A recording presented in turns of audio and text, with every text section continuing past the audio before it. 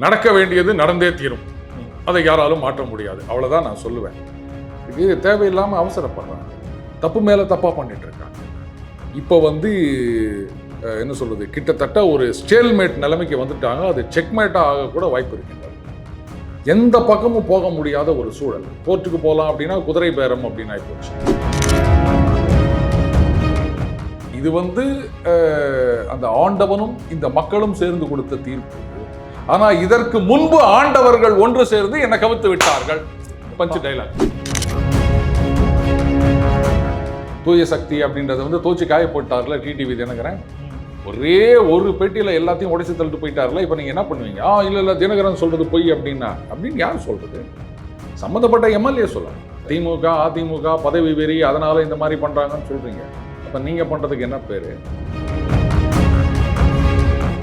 தாவேகாவும் நாதாகாவும் RSS பாஜகவின் பிள்ளைகள். ஞாபகம் இருக்கா?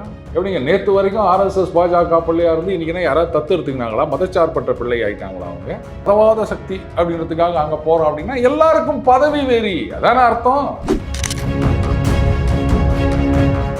ஒன்னே ஒண்ணு, அது அமமுக தேமுதிக போங்க. ஏன் போல? பெரிய டிமாண்ட் ஏதாவது வச்சிருந்தா சார்? என்ன பெரிய டிமாண்ட் வச்சுட்டு போறாங்க? பிள்ளைக்கு எம்பி பதவி ஒண்ணுன்னு கேட்பாங்களா? கொடுத்துட்டு போங்க.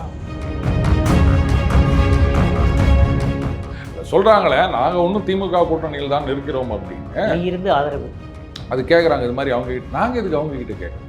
நாங்கள் இண்டிபெண்டன்ட் பார்ட்டி. என்ன திமிரு பார்த்தீங்களா?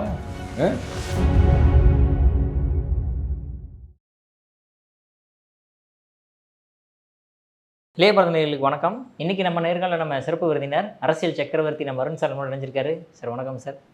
வணக்கம் விக்ரம். தயவு செஞ்சு இந்த அரசியல் சக்கரவர்த்தி அதெல்லாம் விட்டு ஏற்கனவே பிரவீன் சக்கரவர்த்தின்னு ஒருத்தர் இருக்காரு. நம்ம அவரோடலாம் போட்டிக்கு போக வேண்டாம்.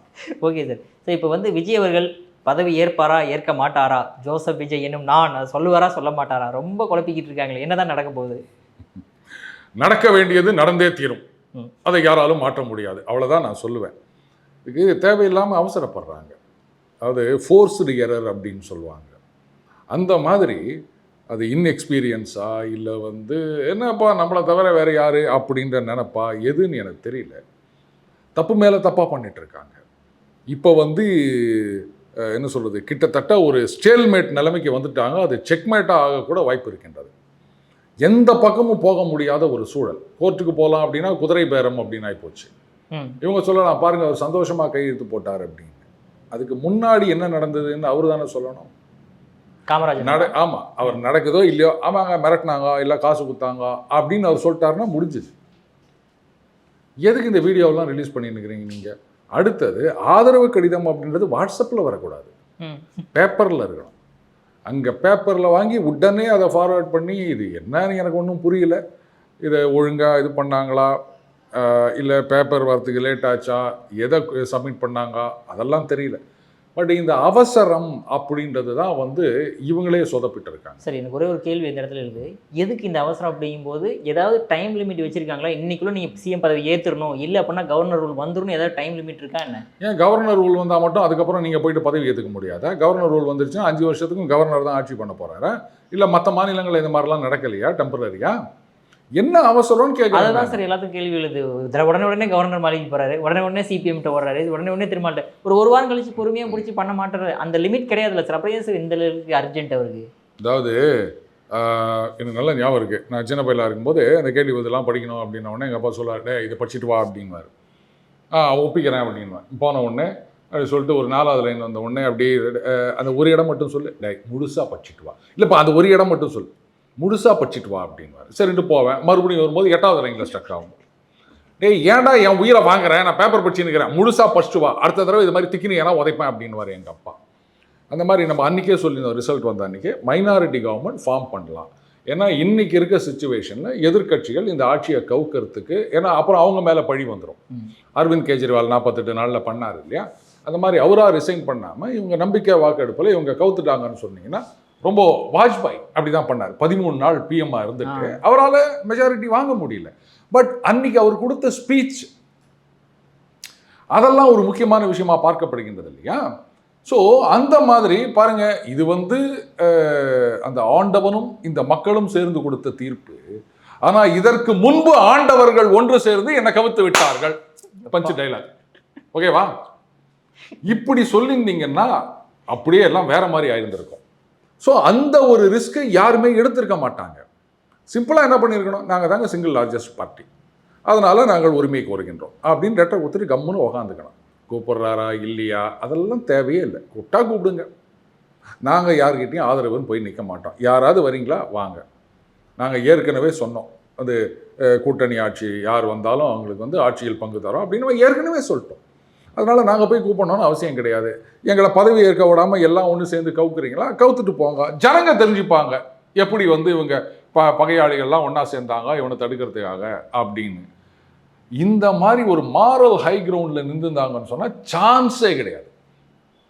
ஆனால் எல்லாத்தையும் விட்டுட்டு சொதப்பி இப்போ கோர்ட்டுக்கு போனாலும் கவர்னர் தரப்பில் சொல்லுவாங்க, பாருங்க குதிரை பேரை நடந்திருக்கு, ஏதோ அவர் கம்ப்ளைண்ட் வேற கொடுத்துட்டு போயிருக்காரு, அந்த எம்எல்ஏ வந்து இல்லவே இல்லை ஃபோர்ஜரின்றாரு, இதெல்லாம் விசாரிக்க வேணாமா. ஏன்னா இந்த மாதிரி எம்எல்ஏக்களை விலைக்கு வாங்குவது ஆர் வந்து இன்ஃப்ளூயன்ஸ் பண்ணுவது அப்படின்றதெல்லாம் வந்து ரொம்ப சீரியஸாக எடுத்துப்பாங்க கோர்ட்டில். அப்போ இதுக்கெல்லாம் யார் காரணம்? சொல்லலாம் வந்து எங்களை ஏமாத்திட்டாங்க, ஏமாற சொன்னது நானா, என் மீது கோபம் தானான்னு தான் பாட்டு பண்ணோன்னு நினைக்கிறேன் நான். இப்போ தூய சக்திட்டு இப்படி திடீர்னு இந்த மாதிரி பண்ணுறதெல்லாம் அது நியாயமான ஒரு விஷயமா சார்? இதுதான் நான் சொன்னேன்.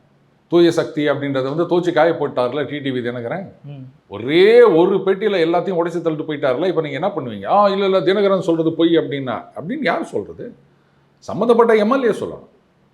அவர் சொல்லார் என் கழுத்து இல்லைன்ற. இப்போ வீடியோ வேறு ரிலீஸ் பண்ணி மாட்டிக்கினாங்க, நீங்கள் தானே வீடியோ எடுத்துருக்கீங்க. அப்போ அவரை நீங்கள் வந்து ஆதரவு கொடுக்குறீங்களா? சரி, இப்போ நேராக கிளம்பி நீங்கள் சென்னைக்கு வாங்க. உங்களுக்கு வந்து அச்சுறுத்தல் இருக்குது, இல்லை ஏதாவது பயப்படுறீங்க, யாராவது தூக்கிடுவாங்கன்னா பனையூரில் வாங்க, நாங்கள் எங்களோட இருங்க, அழகாக கழுத்து போட்டு அதை வந்து டைப் பண்ணி அதை அழகாக கொண்டு போய் கொடுக்கலாம், கவர்னர் முன்னாடி கூட வாங்க, இப்படிலாம் சொல்லியிருக்கணும்.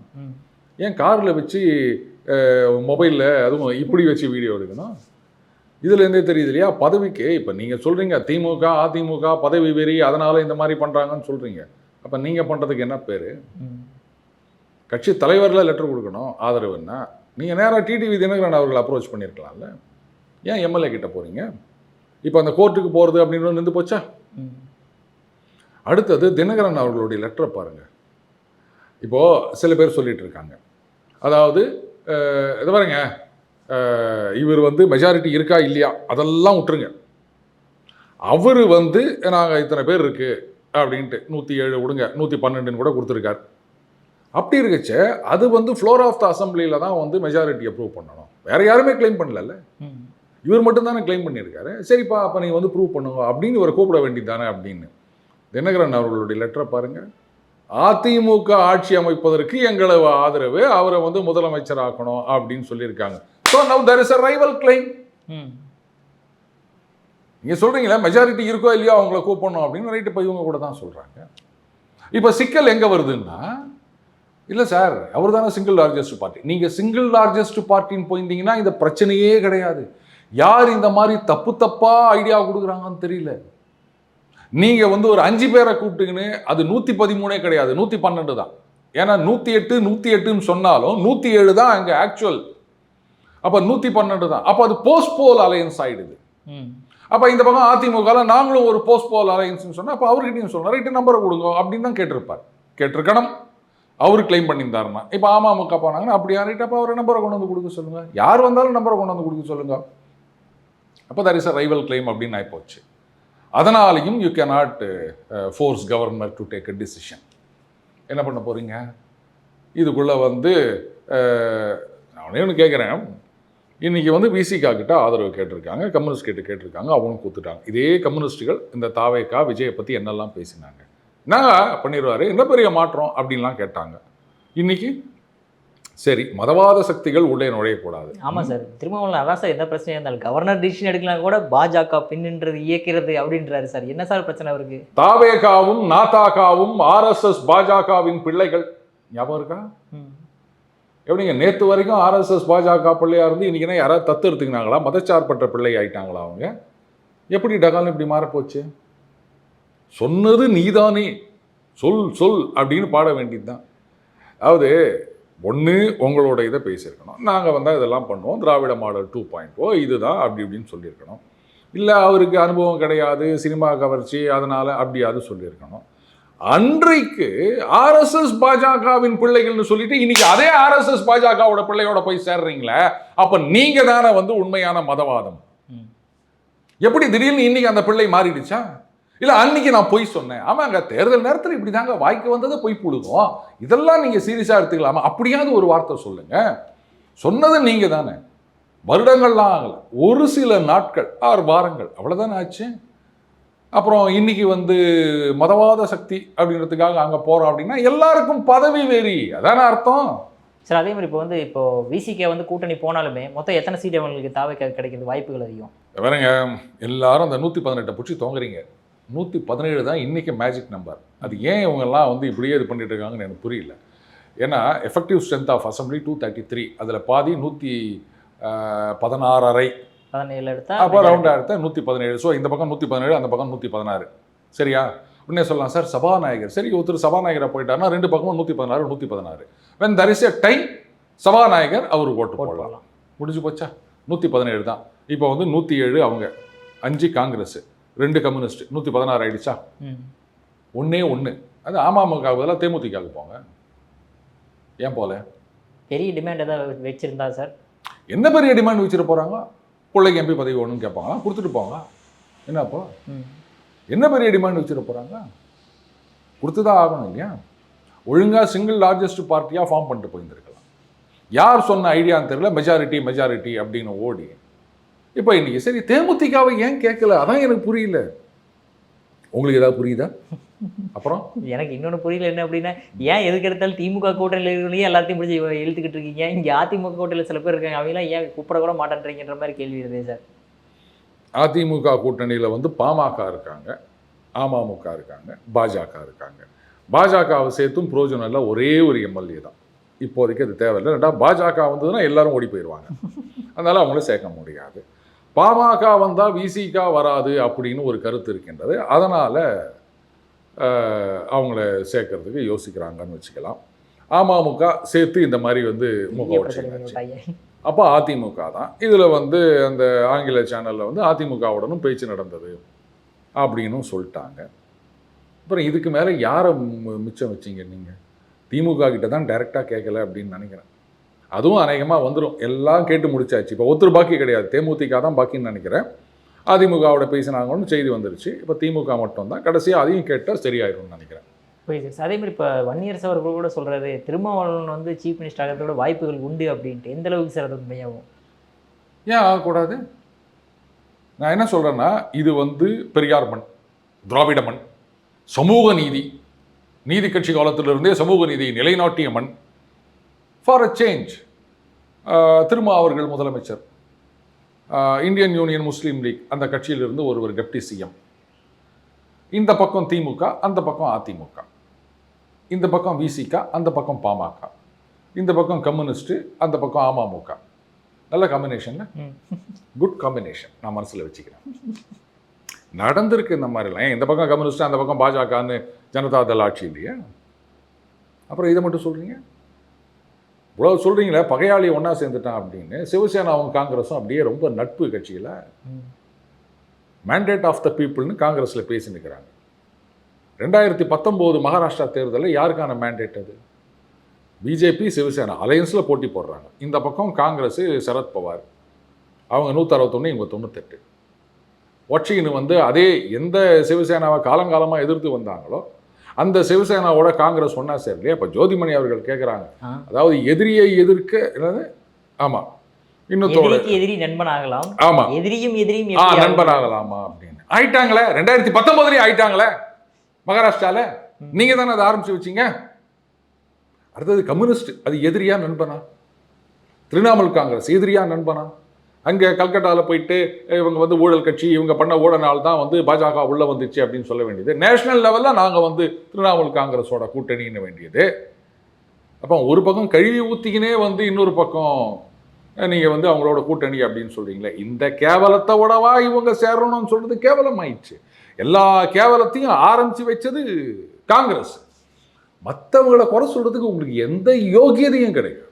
Okay sir. பட் இருந்தாலுமே காங்கிரஸ் போய் தாவகவோட சேர்ந்தது வந்து முதுகில குத்திட்டாங்க அப்படின்ற மாதிரி திமுகவினர் வந்து ஒரு பக்கம் குற்றச்சாட்டு வைக்கிறாங்க.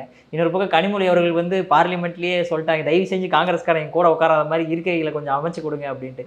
அந்த அளவுக்கு இனிமேல் ரைவலரி ஸ்டார்ட் ஆக போதா சார்? ஆயிடுச்சு, முடிஞ்சு போச்சு எல்லாமே. ஒன்று ஞாபகம் இருக்கா விக்ரம், இந்த தேர்தலுக்கு முன்னாடி நம்ம திருப்பி திருப்பி சொல்லியிருந்தோம், ராகுல் காந்தியை பொறுத்த வரைக்கும் தமிழகத்தில் திமுக தோக்கணும், வெஸ்ட் பெங்காலில் திரிணாமுல் காங்கிரஸ் தோக்கணும், அப்போ தான் காங்கிரஸுக்கு எதிர்காலம் அப்படின்னு சொல்லியிருந்தேன். நல்லா கேம் ப்ளே பண்ணாங்க. இங்கே திமுக தோத்துருச்சு, அங்கே திரிணாமுல் காங்கிரஸ் தோத்துருச்சு. ஆனால் இது அப்படியே மெயின்டைன் பண்ணிக்கின்னு கவலைப்படாதீங்கப்பா, நாங்கள் உங்களோடையே இருக்கோம்ப்பா, தோல்வியிலும் உங்களுடன் இருப்போம் அப்படின்னு கண்டினியூ பண்ணியிருந்தாங்கன்னா 29 சான்ஸ். ஆனால் அதை கெடுத்துக்கின்னு இப்போ கபால்னு பதவி வருதுன்னு அங்கே போய் உக்காந்ததுனால அகிலேஷே கை கழுவி விட்டார். பார்த்தீங்கல்ல, அவர் சொல்லிட்டார், இந்த மாதிரி வந்து பாதியில் நாங்கள் யாரையும் விட்டு போக மாட்டோம் அப்படின்ட்டு அவர் 2 ஃபோட்டோ போட்டு ஒரு ட்வீட் போட்டுக்கிறாரு. இப்போ 27 ஆமாம், அடுத்த வருஷம் வந்து யூபியில் எலெக்ஷன் வருது. ஒருத்தர் சீந்த போகிறது கிடையாது. இப்போ மம்தா பானர்ஜி அவர்கள் மட்டும்தான் காங்கிரஸை நம்பிட்டு இருக்க போகிறாங்க. ஏன்னா இப்போ அவங்களுக்கு வேறு வழியே கிடையாது. அவங்க கட்சி எம்பிக்கள்லேயே எத்தனை பேர் பிசின்னு ஓட போகிறாங்க பாருங்கள். இந்த புள்ளி கூட்டணி அப்படின்றது, அந்த புள்ளி வச்சு கோலம் போட்டால் மழை பெஞ்சு எல்லாத்தையும் கலைச்சிச்சின்னு வாங்க பாருங்க, அந்த மாதிரி இன்னைக்கு ஆயினுக்குது. இது புதிய புள்ளி கூட்டணி அப்படின்னு ஒன்றா சொல்லலாம். அதில் வந்து காங்கிரஸை கைட்டு விட்டுருவாங்க. திரிணாமுல் காங்கிரஸ் சொன்னால் அவங்களோட போகலாம். ஆனால் அவங்களும் வந்து வேறு வழி இல்லை. ஏன்னா இனிமேல் பார்லிமெண்ட் எலெக்ஷனில் அவங்களால வந்து வெஸ்ட் பெங்காலில் ஜெயிக்க முடியுன்றதெல்லாம் நம்பிக்கை கிடையாது.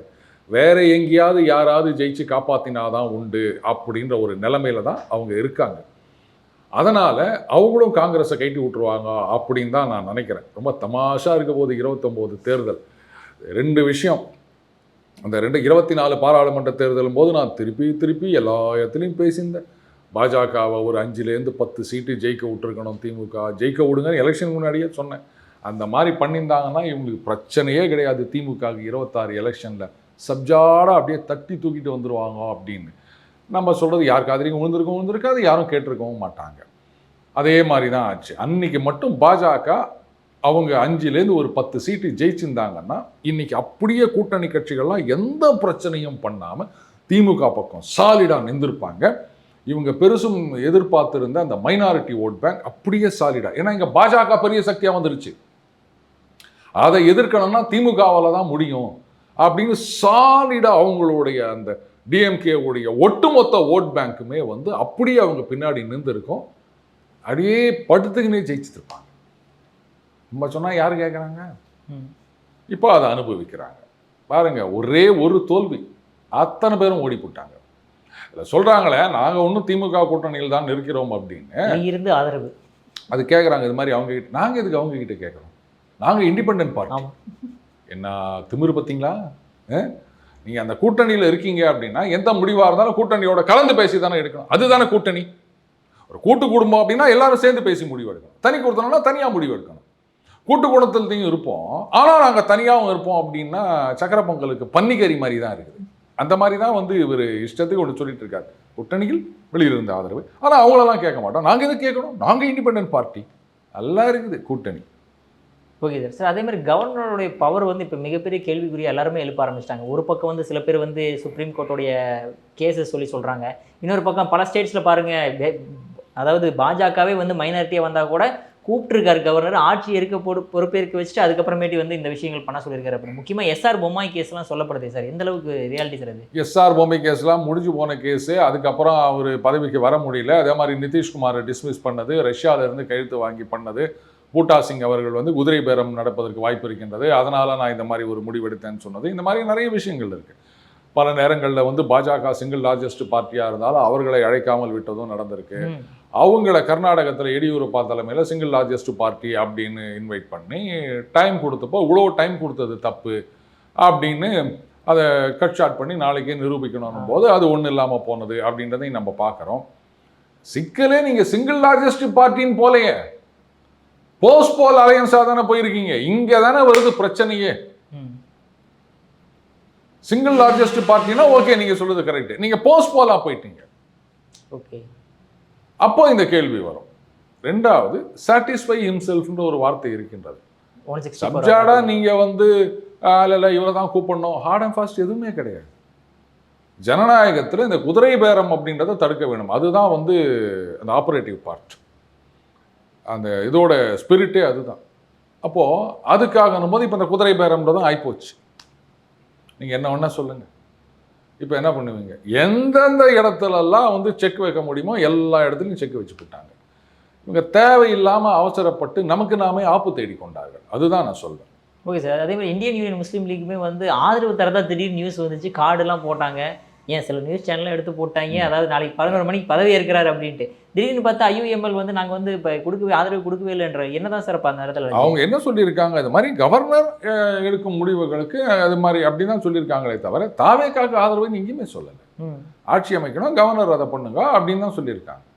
மற்றபடி நாங்கள் இவங்களுக்கு வந்து இது பண்ணுறோம் அப்படின்னு தான் சொல்லியிருக்காங்களா? ஒன்றுமே இல்லைல்ல. நீங்களாம் நினச்சிக்கிட்டீங்கன்னா இவர் ஒத்துரு வராரு, 2 பேர் வராரு. அதாவது இந்த மீடியா சர்க்கஸ்ன்னு சொல்லுவாங்க, அதுதான் இங்கே நடந்துருக்கு. அதாவது வேறையே கிடையாது போல இருக்கு. டிஆர்பி எதையாவது ஒன்று சொல்லிட்டு மெஜாரிட்டி வாங்கி வச்சிட்டாரு விஜய் அவர்கள் அப்படின்னு எல்லாம் போட்டாச்சு.